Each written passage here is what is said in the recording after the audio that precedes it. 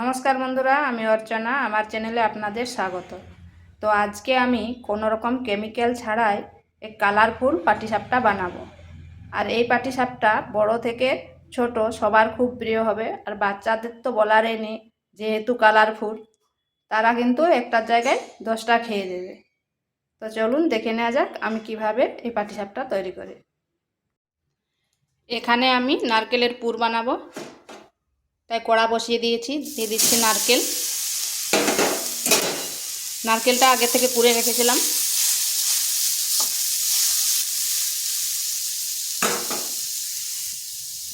আর এখানে দিয়ে দিচ্ছি 10 টাকার দামের একটা আমুল প্যাকেট। তাতে নারকেলের পুরটা যেটা হবে সেটা স্বাদ দারুণ হয় আর খেতেও ভালো লাগবে। আর দিচ্ছি গুড়। আমি এখানে পাটালি গুড় নিয়েছি, সেটাকে ছুরি দিয়ে কেটে কেটে নিয়েছি। এরপর পুরটা বানিয়ে নিচ্ছি।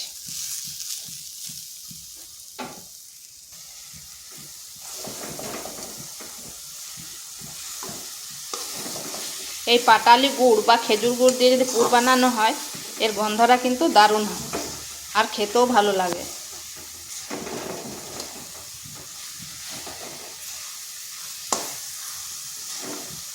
তো পুরটা আমার হয়ে গেছে। এরপর নামিয়ে ঠান্ডা করে নিচ্ছি।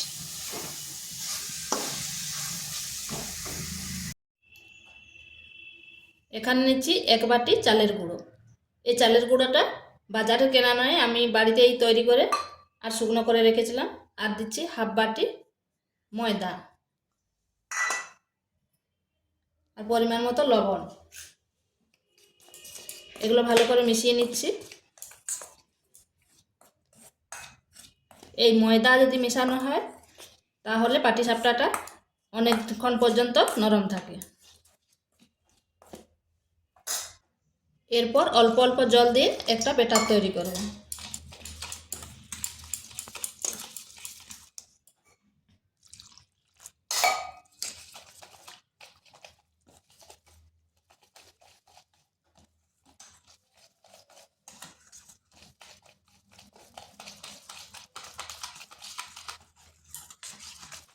ময়দার পরিবর্তে আপনারা আটাও ব্যবহার করতে পারেন।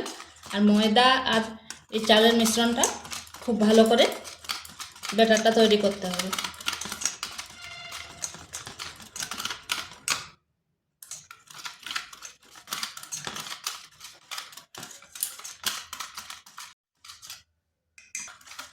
ব্যাটারটা ঠিক এরকম হবে। এটা আমার হয়ে গেছে। এরপর রেখে দিচ্ছি। এখানে একটা বিট নিয়েছি, বিটটা আমি কুড়ে নিচ্ছি।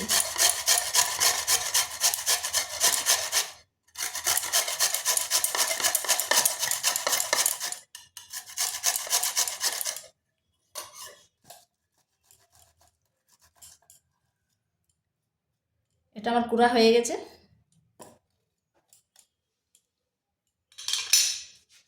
এখানে একটা ছাঁকুনি নিয়েছি। এরপর বিটের রসটা এইভাবে বের করে নেব।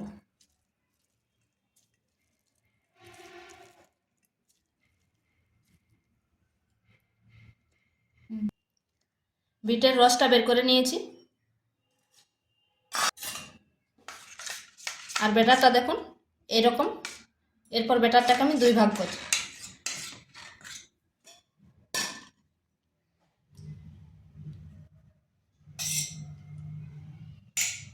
এরপর এতে বিটের রসটা মিশিয়ে দেব।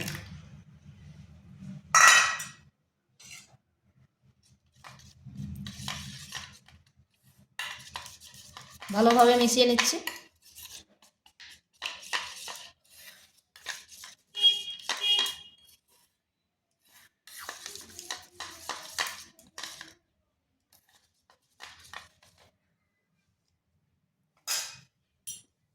এই ব্যাটারটা একটু পাতলা মনে হচ্ছে, তাই একটু ময়দা দিয়ে দিচ্ছি। এরপর ময়দাটা মিশিয়ে নিচ্ছি।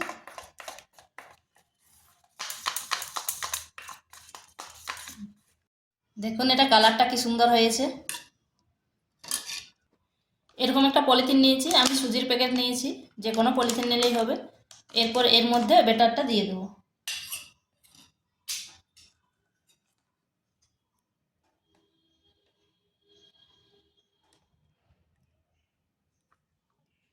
এরপর এখানে একটা রাবার দিয়ে দিচ্ছি।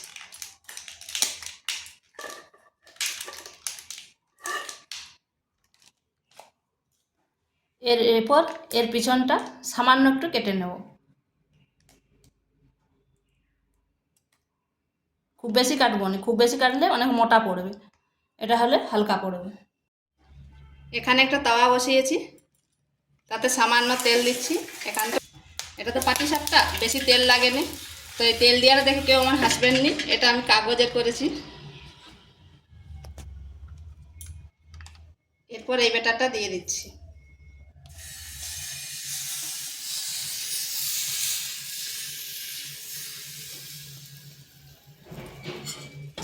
আঁচটা কিন্তু স্লো আঁচে রাখতে হবে। এরপর তার উপর এই সাদা ব্যাটারটা দিয়ে দিচ্ছি। খেয়াল রাখতে হবে সব সময় যেন আঁচটা স্লো আঁচে থাকে। এইভাবে 4-5টায় দিয়ে দিচ্ছি।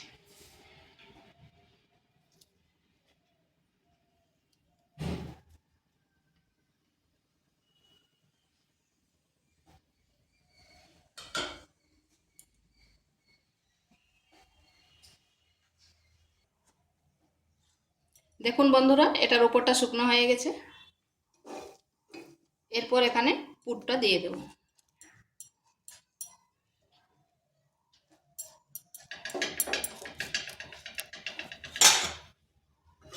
এরপর এভাবে পাল্টি করে দেব। কালারটা কি সুন্দর ফুটে উঠেছে দেখুন।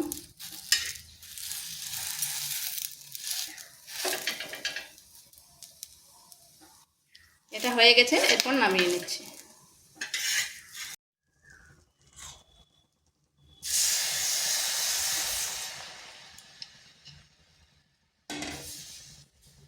এই পিঠা দেখতে কি সুন্দর হচ্ছে, আর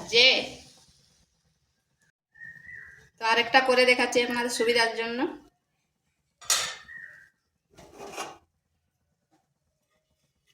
এই উপরটা কিন্তু শুকনো শুকনো হয়ে যাবে, তারপর পুরটা দিতে হবে। আর অবশ্যই মনে রাখতে হবে আঁচটা যেন স্লো আঁচে থাকে।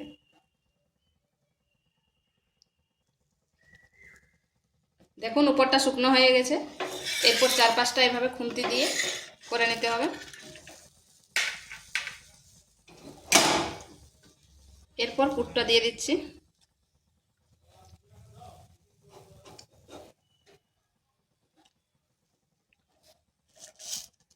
আর এরপর ঘুরিয়ে দিচ্ছি। দেখুন কালারটা কি সুন্দর আসছে। আর এই পিঠা যে একবার খাবে বা একটা খাবে, সে কিন্তু একবারে 5টা খেয়ে ফেলবে।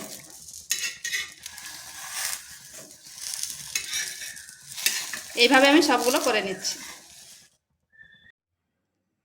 তো বন্ধুরা, এগুলো আমার তৈরি হয়ে গেছে, দেখুন কি সুন্দর হয়েছে। আর যে একবার খাবে সে বারবার কিন্তু খেতে চাইবে। তো ভিডিওটা ভালো লাগলে লাইক, শেয়ার, কমেন্ট অবশ্যই করবেন। আর নিত্য নতুন রেসিপি পাওয়ার জন্য চ্যানেলটিকে সাবস্ক্রাইব করবেন।